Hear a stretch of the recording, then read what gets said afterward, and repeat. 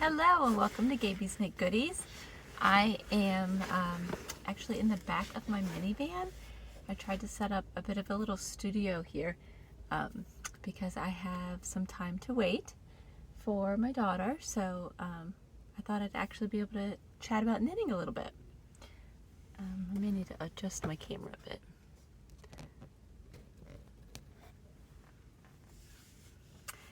Anyways, all right. So, I am Gabie. This is Gabie's Knit Goodies YouTube channel here where I talk all things knitting and sometimes crochet and some yarn dyeing as well. You can find me, Gabie's Knit Goodies, on Instagram where I post my knitting and yarn crafty stuff, as well as GKG Yarn on Instagram is my hand-dyed yarns Instagram handle, which is kind of new. And then I'm on Etsy with my hand-dyed yarn. So, and that's Gabie's Knit Goodies at Etsy.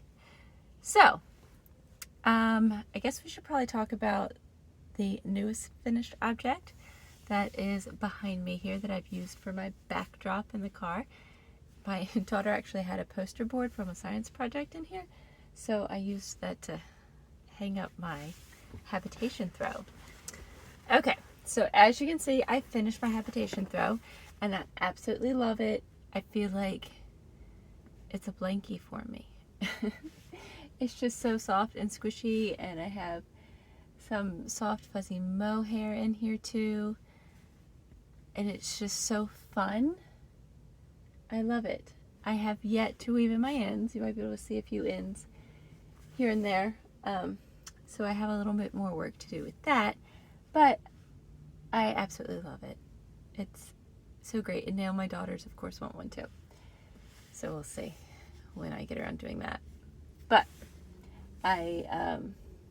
it's all made out of my own hand-dyed yarn. This was a kit over here, or a mini skein set. There we go, mini skein set over here. The spring is near one, and then I just started doing whatever I had scraps of. So I know, like, this is Monet water lilies, and this pink one are mohair. This is pink cotton candy. Yeah, this is strawberry lemonade right here. Oh, this is a midnight party down here, the black one. Yeah, I can't remember the names of all of them, and some of them were color experiments as well. So anyways, I really like it. I have not blocked it, and I don't know that I will. It's garter stitch with, you know, some eyelets. So I'm kind of afraid that will stretch out a lot. And then the edge is actually an I-cord edging. Like, you slip stitches while you're knitting. And that's not as stretchy as the main body of it. So the main body is very stretchy, and this is not as stretchy, so I worry that if I were to block it, that it would not, like, the edge would stay tight, but all of the garter would be really loose, and so it makes me a little bit concerned that it wouldn't, I don't know, that it wouldn't look very good. And I don't want the garter to lose its like bounce and stretch. I guess if I lightly blocked it, maybe it'd be alright. Maybe I could stretch out the I-cord and not the main body of it. I don't know. But anyways, Habitation Throw by Helen Stewart. I believe her handle on Instagram is Curious Handmade, and that could be her whole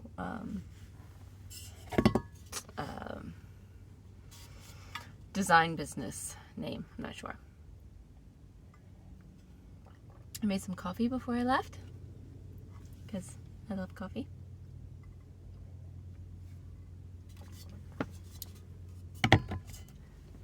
Okay, I don't know how good my lighting is. I know I have some lighting coming in back here, but hopefully it's all right. It looks all right on my camera at the moment. What I'm wearing, y'all have probably seen me wear this before because I've worn it quite a bit. I love this sweater. This is the Sunset Highway sweater by Caitlin Hunter of Boylan Knitworks, and I knit this at least a couple years ago, and I wear it all the time. Like I said, it's a cold spring day today, so this was the perfect thing to wear because it's bright and cheerful, but it's not, but it's still fairly warm. So it's knit out of a fingering weight yarn.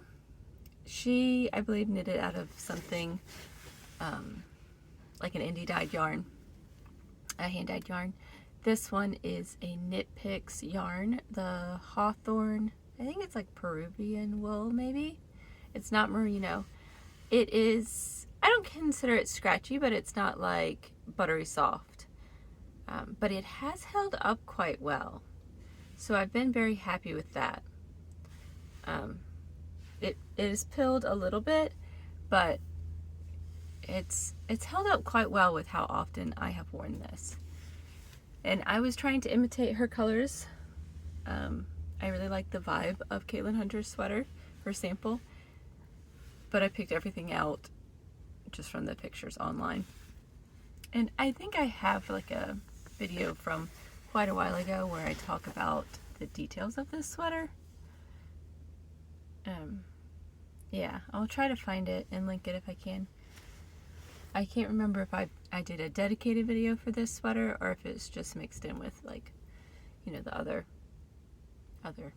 knitting content in there. Anyways, I'm sure I talk about more details in a previous video. So I would highly recommend the Sunset Highway sweater if you are interested in this. It is not too difficult in terms of colorwork patterning. It's pretty simple, and I think it's pretty stunning. I always get compliments on this sweater, and I love it. All right, I don't think I have any other finished objects. This one was my big one, and I have an almost finished object. I can talk about that. I have a number of things to show you guys today. I'm a little concerned about my lighting. I feel like it's almost hazy looking. And I don't know if that's just because of the way the lighting's coming in or what. Anyways, we'll see. Hopefully I won't have to delete all of this footage. Because I miss talking to you guys. I feel like life keeps getting in the way of my knitting fun. So this is an almost finished object. And I have a lot of sadness that comes with this one. I'll tell you about in a minute. So it's a cardigan, and it is my own hand-dyed yarn. It's this Maleficent, which is like charcoal and deep green and like plummy colors in here, and then held with Silver Mist Mohair. So those two together, which turned out really pretty, and it's so luxurious. It's so soft. So anyways, it is a top-down raglan sweater cardigan. So you cast on around the neck and you knit back and forth, increasing. I have like a little cable decorative stitch here at the raglans on the front and back, and the neckline comes in a bit basically till it meets, and then it is knit back and forth straight from there after you split for your sleeves. And then you put the stitches that you had on waste yarn from your sleeve split here, and you knit down from there, and you increase right at the cuff. And I did an I-cord bind off for the cuff here, and I thought that was really cute. I really like the sleeves because they're kind of like little balloon sleeves, but they're not too big, and then they cinch in and have just that, instead of a ribbing, I thought the I-cord just was very cute. So I'm so close on this side. I have done it all. I just need to, you take a needle and kind of like grafting here. A little bit like a Kitchener when you finish your I-cord edging there. Or I-cord bind off. So, yes, I'm not sure. My original plan was to have a big collar. This is called the Dream Cardigan, and it's a pattern in the works by me. That's the sad part. I may have lost like all of my hard work with this. This is the second time I've knit this. I knit one for my daughter, and then this one's for me, and I was just like doing the final tweaks on the pattern with this one after knitting the one for my daughter, and I was over 80% done, and I can't find my document. Like the folder is empty, and I think that I know I had issues with my cloud storage being over full, and so it started deleting things. And before I could like stop it syncing with my computer, I think it started deleting like the file, so it was no longer existed on the computer or in the cloud. I don't know, it was really annoying. Now I deleted that thing so it doesn't sync anymore, so I can't lose the stuff on my computer, which is good. But I need to look. I'm crossing my fingers that I have it on like our hard drive, our external hard drive. We have backed up things on there before, but I don't know if I actually backed up this pattern that I was writing. So if that's the case and I've lost it, I don't know when I'm going to rewrite this. It's so sad. If I haven't lost it, then I'm hoping to have the pattern done sometime this summer so that people can test knit it and have a sweater by, fall time. So I'll let you know. I'm a little concerned about that. So I originally was going to do a big shawl collar, like I said, and have it be super cozy. But right now I feel like I might prefer basically just an I-cord edging around the neck and front, and then do buttons and have it just button up here in the center like a V-neck cardigan, because I could do that and that would be really cute. I don't know, I think it's the time of year that's changing my thoughts on this sweater, because it's springtime. I want that open neck, whereas in the fall I'll probably want like it all the warm cozy shawl collars. I don't know, we'll see if I can find the pattern. And part of the benefit of not doing the big shawl collar is that I'm really close to being done, which is a big benefit, because then I could go ahead and wear it. So I don't know, it's a debate. Okay, put that aside and go to the next whip, and that is sweater number 20 by My Favorite Things Knitwear. And I have come a long way, I think, since last time I saw you guys. Here it is. Isn't it pretty? It's like that natural white and so soft and squishy, and look at all those cables. Isn't it pretty? Yay. So she always has, I say always, this is only my second sweater that I've done of hers. She has very interesting construction that I had not done before knitting her patterns. So you take the back here and you cast on for the back, and then you increase as you go for like this back, what looks like a seam, but so it makes like a trapezoid, that angled section there. So you start here at the center of the back, and then you increase as you go until you have it as wide as it needs to be, and then you knit straight down, and then you put the back on hold, and you take those diagonal spots there where you're increasing, and you pick up stitches. Let's see, there it is. So then you pick up stitches there,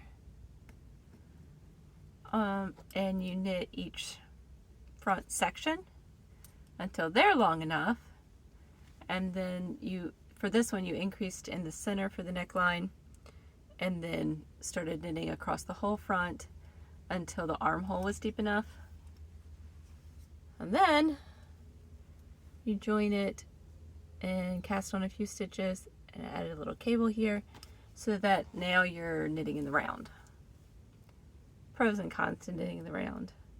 One pro of knitting flat when you have cables is it helps me, especially these like smaller cables, you only twist them on the front.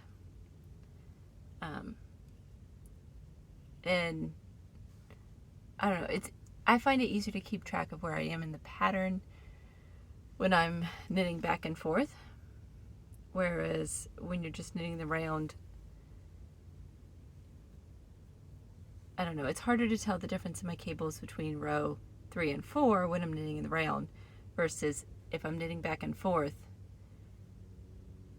you know, one of them's a wrong side row, one of them's a right side row, and it's easier for me to see like 2 rows difference in a cable versus 1, so I find it easier to not get off.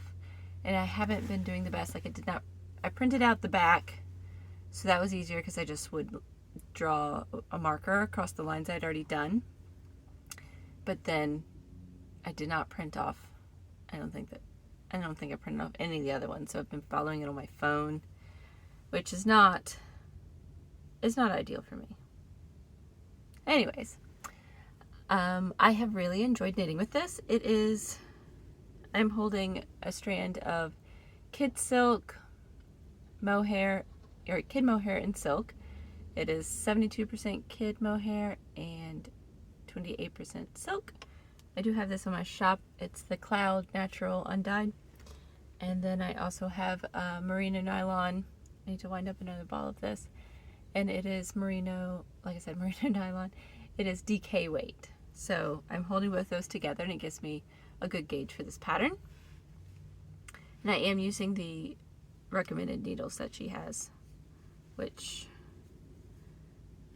it's pretty big. It's a size 9, so in some ways it goes by fast, but of course they're cables, so it's not as speedy actually knitting. But with all the different sections, it's kind of exciting and fun to knit.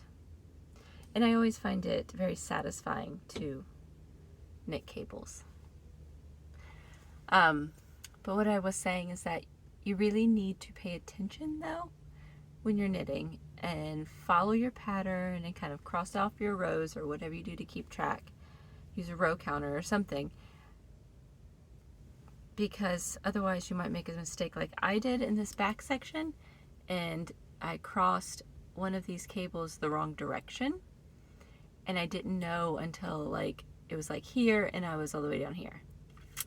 And so yeah, the debate was, do I rip it back or perform knitting surgery or leave it? And I decided leaving it wasn't an option because it was such a blatant, like, it was so wrong. As you can see, these cables are very symmetric, and to have one of these cables going the opposite direction would just be way too obvious, even though it's on the back. So ripping it back would have been like 8 rows, I think, something like that, which is a lot when you're talking cables. I mean, that would be a lot of cables to reknit. So I performed knitting surgery, which is not so bad. Knitting surgery isn't so bad. I did film it, so I will maybe put it here, or I'll put the full thing that I filmed at the end and maybe do like a speeded up version or just a picture or something here, because I did have to rip back, let's see, I think it's 8 stitches and then like 8 rows or so. So it's a good bit. But I'm excited about the sweater, and it's not a super long sweater, so I don't have a huge amount to go on the body. But then you have to pick up and do the sleeves, and the sleeves are also cable knit, have lots of cables on them. So I have a good bit of knitting to do before that's done. I'm sure that it will be good and warm before it's done. I really have wanted it this week because this week turned cold again. And it would be a perfect spring cold weather sweater because it's white and I feel like that goes well with spring. All right, moving on. Let's see. I have an almost finished object. I'm knitting socks out of Ocean Cliffs colorway. And these are actually this yarn is the cashmere merino nylon, MCN. And it's so soft and squishy. I finished one sock. I actually have never knit socks with any cashmere in them before. And I feel like I should do it all the time now. Because I tried this one on the other day and it just felt so good. So these are simple vanilla socks. I cast on 60 stitches, I believe, on a size 2 needle. Yes, it was 60. And just knit straight. And this yarn does a bit of a spiraling. And then I did a heel flap and gusset, which of course changes your circumference, which changes your stitch count in the round here. So it, instead of spiraling, it pulls a bit. I don't really care about that, but if you have socks that like self-stripe or self-spiral, instead of doing a heel flap and gusset, you could do, like the short row heel or the afterthought heel, one of those heels that's more back and forth and doesn't affect your stitch count of your main sock color. But I don't really care about that, and I absolutely love how these turned out. So on the bottom, I decided sometimes I want this part to be a little tighter, and so I did a slip stitch like you would do on a heel flap, where you do a slip one, knit one across, and then the next row you just knit them all and then slip one, knit one. And I like the pattern that it came up with this yarn. It's kind of cool. And on the front I did not do that little pattern, I just did it regular stocking stitch. And those are the little brown toes. Now depending on your sock, so my sock yarn, this type of sock yarn, the MCN, is I think around 400 yards per 100 grams, and then I think that this might only be 80. So if you have a second like a mini, a 20 gram mini with it, just make sure you're weighing your mini, or make sure you just know how much you need for each sock. And don't knit too much on your cuff if you have a yarn that doesn't have like a huge amount. My other sock sets, my regular yarn, sock yarn sets that are not MCN, they're just the regular one, is 463 yards for the 100 grams and I think 92 for the mini. And that gives plenty to have a decent cuff and all, and I've never had an issue with that. But this one I'm about to run out on my second toe. I think that I might should have shortened this by just a hair. I think these are like a little over 2 inches, so maybe more like 1.5 inches would have been better, then I wouldn't have to worry. So I'm almost done here with my second sock, and it's so very exciting. So isn't that great? I think it's great. I can't wait to wear these. They're so soft. All right.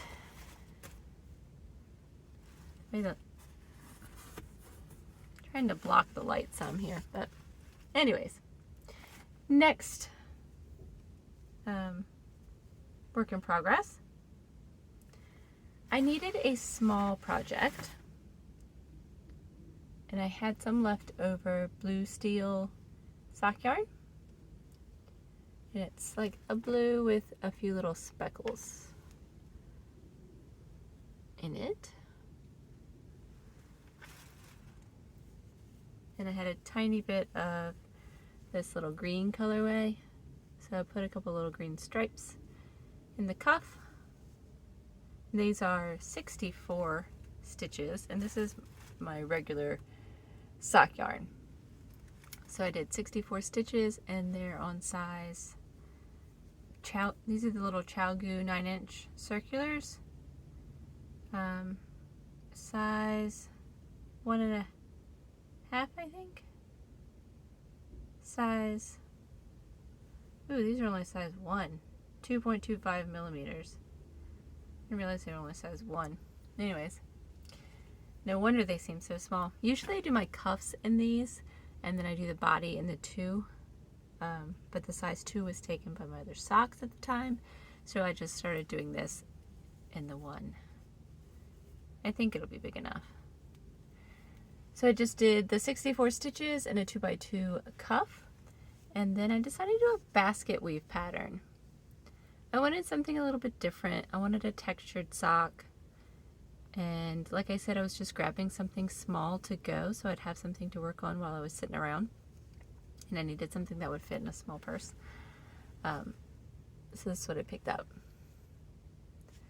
I like the texture. I think it's very cozy looking. I don't know. So I'm working on my heel flap and gusset now. Going back and forth with that. And I'm doing, I think it's an Eye of Partridge heel, where you do knit, like slip one, knit one across, and then you purl back on the wrong side here, and then on the right side you alternate it. So you knit the row you had slipped before, you purl the row you had, no, you knit the row you had slipped before, and then you slip the row you had knit before, as opposed to having them line up like this sock. So all of your slip stitches have lined up in this one, and this you have it, the slip stitches are offset, so it creates kind of a diamondy look. Again, I want something a little bit different. So have that in the works, and I'm not doing anything contrast except for just a little bit of green stripe here, because I just had a tiny bit of leftover stuff. I think it's from, oh, it's this green on the bottom of this. Here it is. Yeah. That is all that's in that bag. But I do have something that I am, ooh, I have a new cast on. I'm so excited about this. I needed a mindless knit because I cast on those socks, but they're not totally mindless because of the basket weave pattern. So, two things. I needed a mindless knit, and I really wanted to cast on something with my Flowers and Dirt colorway. So here's the yarn.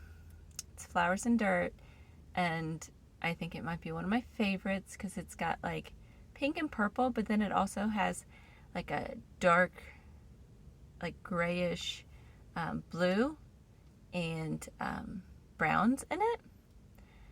And so it's like, I don't know, it's the perfect combination of just colors for me. I love it.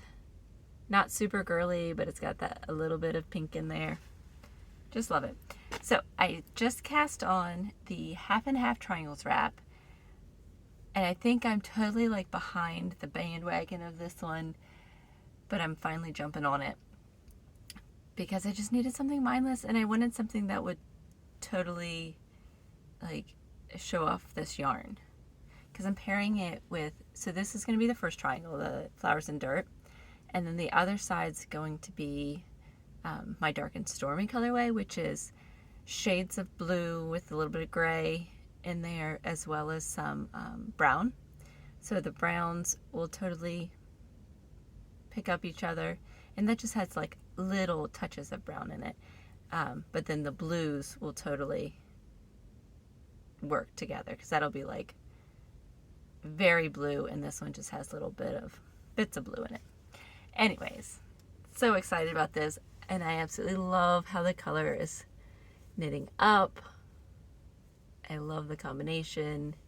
I love the like mottled look in this garter, and it's just perfectly mindless. I did go up a needle size. Pearl Soho has this the half and half triangles wrap on their website for free, the pattern for free, and it recommends the patterns. It calls for a size 3 needle, US 3 needle, and I just thought that was kind of small for a giant wrap, and I think it's a 3mm. That's what it is, size 3. So anyways, I went up to a size 4, and this is a 3.5mm needle because I just thought that was, the size 3 was just going to be too small. And it's totally like tight enough for my liking. I don't think I'd want it any tighter than this. I thought about maybe even going up one more size, but I also don't want it too loose either. And if I block this, it'll, it'll stretch out a bit. I cast on the big size as opposed to the bigger. So they don't have small, medium, large. They have big and bigger.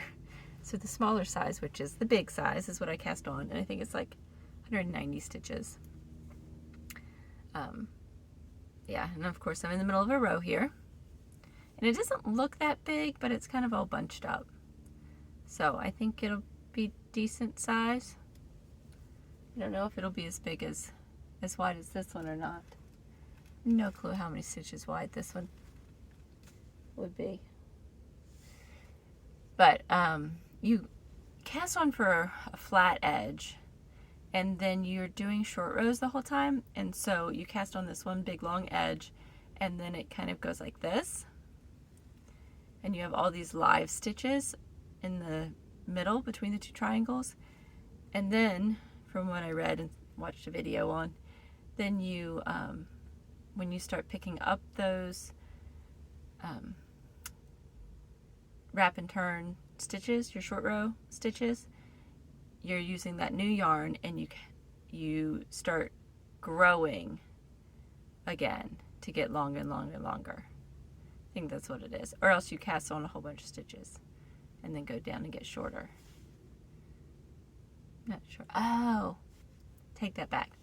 So you start with the big side, a big edge, and it goes like this, like I said, and then you pick up all those stitches in the middle, and you start from this corner going small and getting bigger, bigger, bigger, bigger, bigger, bigger, bigger. Yes, that's how it is. So it's kind of cool that I'm reducing stitches now, but then I'll be increasing stitches and again ending with the long side. So yeah, we'll see.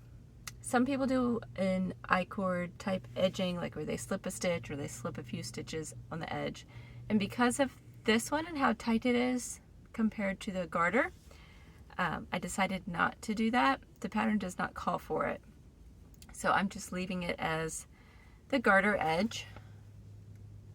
And I debated about this. I think the slip stitch edge looks neater, like tidier, but I don't want it to pull. So I think this will be just fine. And it's with such fine yarn that that edge is not going to be, it's not going to be ugly. I think it'll be great. And then it gives it plenty of flexibility and stretch. So that is what I'm most excited about right now. And I love the fact that I can just pick it up and knit. There's no like thinking to it at all. Love that. I need that. I don't know about you guys, but I need that. Okay, the last thing, this is much longer than I expected. Oh, I don't even think I have it with me. Oh, yes, I do. So I'm going to knit the Cardi V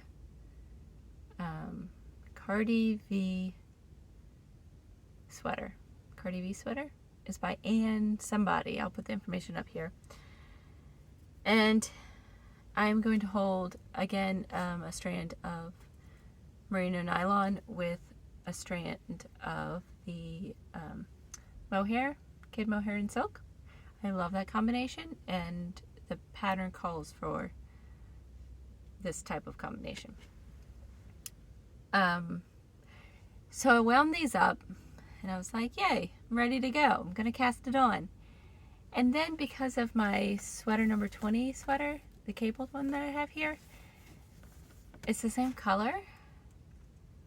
And so I really went back and forth about this, but I've decided now that I really want it to be like maybe a light gray.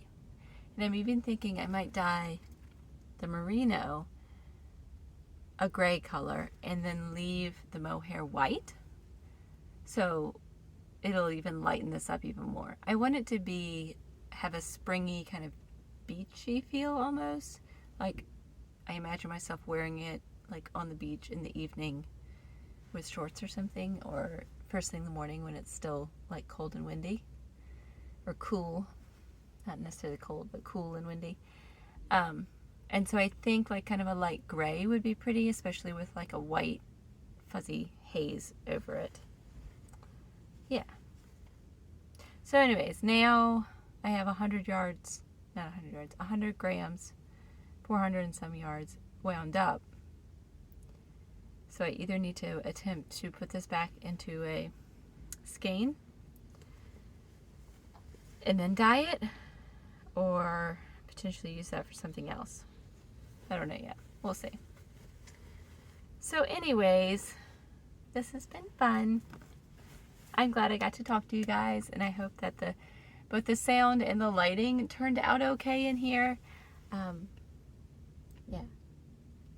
Anyways, thanks for chatting with me. I will show that video of where I did my knitting surgery here at the end, as well as maybe some of my yarn that I've recently dyed. So I will talk to you later. Bye.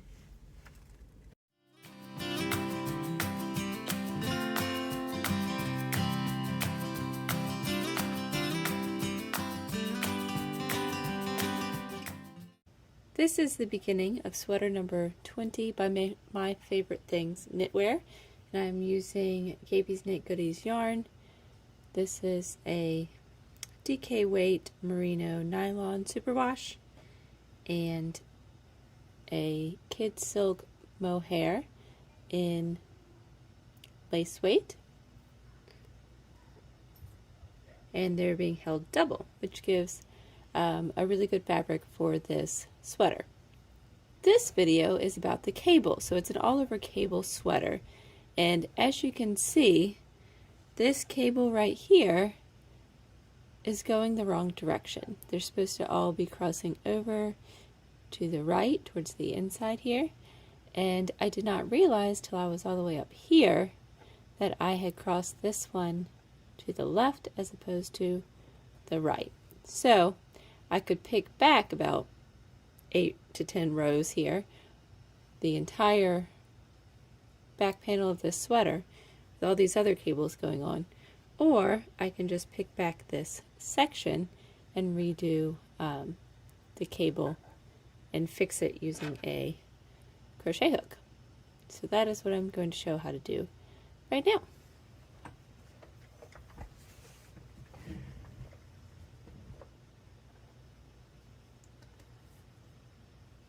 So this section that is part of the cable is 1, 2, 3, 4, it's an 8 stitch cable.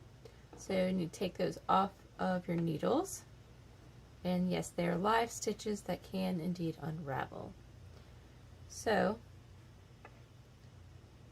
I am just going to intentionally unravel this section, and it can't go beyond this one section because the stitches to the left and right of the cable are still on the needles.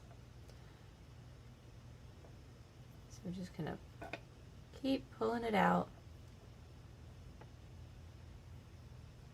all the way down till I get past the section that I messed up.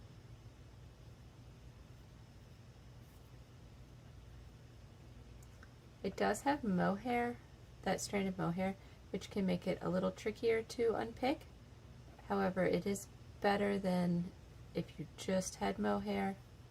silk knitting, that ends up making it quite difficult to unpick because it sticks to itself quite well. Okay, so I am here. I actually did my cable one row too late. So now I have unpicked all the way back to where I need to be, and so I need to re-knit this section with the correct direction. So I want to go left over right.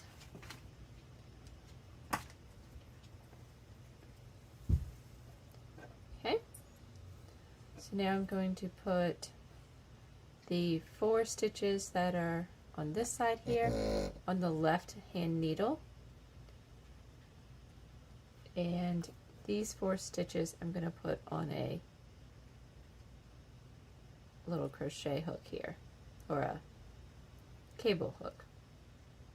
So those 4 are here, they're going to be held in the front, and then these 4 can actually go ahead and go on my cable needle, or go on my regular needle, not the cable needle.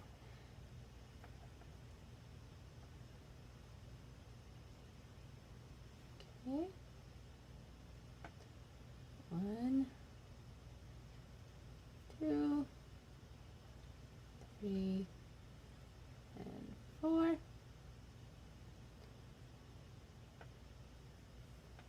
Okay.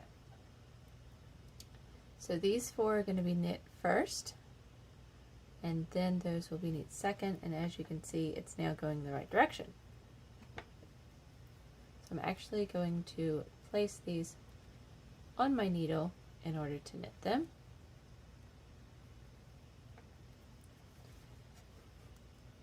Now the big difference here is I'm going to knit them with the lowest strand. So we have all of these strands here. We have all of these strands here, and I'm going to actually knit it with the lowest strand. So you need to pick up and find the one that is the closest to your stitches down here. So that one's higher, higher, higher. So we want the lowest one, and that's the one we're going to use to knit with.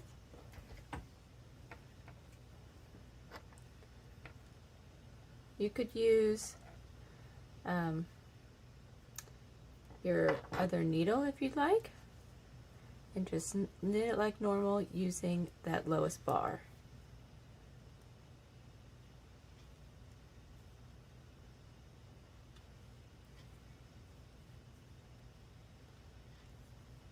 One, 2, 3,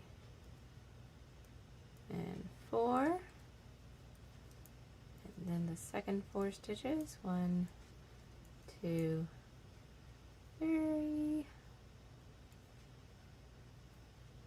and 4.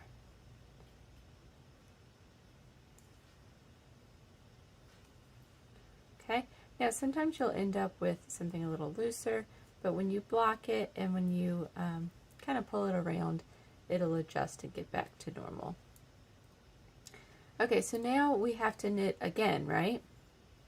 So you could turn around and I guess purl back, or you can transfer the stitches back to the left hand needle and knit again across. I'm going to show you how to purl back this time. So I'll turn it around, and again we want to use the strand that is the lowest strand. So this strand is the next one. You want to make sure you don't use one of these strands because that will be out of order. Okay. Again, we can look over here. We want to use the lowest bar, which is right here. And you just purl, purl, purl, purl, purl.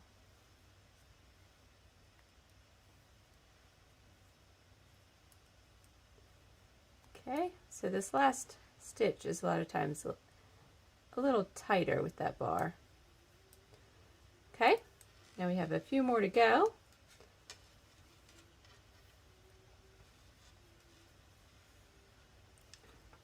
And one way you could do it, if you wanted to, or if you just had one stitch that had dropped, you can actually use a crochet hook here. And again, you want to make sure you're doing your bars in order, so the lowest to the highest. Take your lowest bar using your crochet hook and pull it through. And then you can go ahead and take the next bar and do the same all the way up.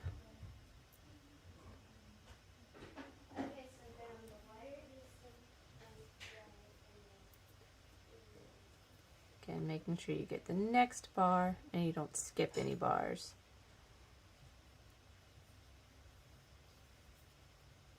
It can get a little tangly when you're dealing with a lot of rows. But when you get all the way to the top, you can just put it onto the other needle here. And then I have knit this one all the way up here.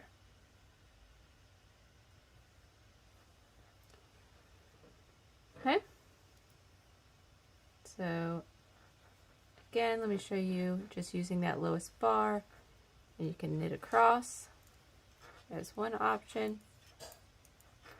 after you fixed your cable. Again, you can purl across once you get to the end here. You can purl across, or if you don't want to purl with the bars, you can just transfer your needles back over to the left, your stitches to the left needle, and then you can knit across again using that lowest bar. Find the lowest bar and then you knit across. This may seem a little finicky and a little difficult to do, but it's way easier, in my opinion, than unpicking out 8 to 10 rows. The other option is just to leave the cable that went the opposite direction, which is also totally fine. Nobody would even notice that, most likely, except for you. For me, I think it would have bothered me too much. I can leave some things, but that one was awful large. I didn't want to leave that one. One benefit of purling back is that you kind of balance out any extra yarn on these bars to the left and to the right, so that you don't have a larger gap on one side than the other. I think it helps balance it out a bit.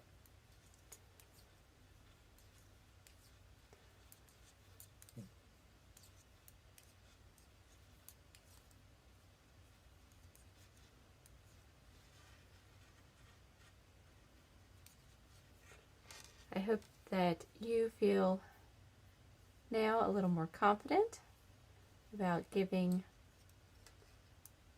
your mistakes some knitting surgery. You should give it a try. It's very satisfying when you get it done. It makes me feel really good.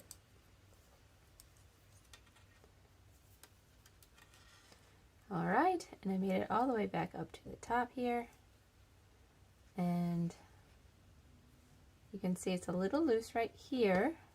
It's actually not on this side at all. Just in that one little spot, it's a tiny bit loose, but you can barely tell the difference. And that, I don't think anybody will be able to see the difference, but when you block it out, it won't be visible at all. So I was able to successfully flip that from the left cross to the right cross here, like the other ones, so that now it is not, it's not a mistake. It's not a problem anymore. Successful knitting surgery. Let me know if you give it a try.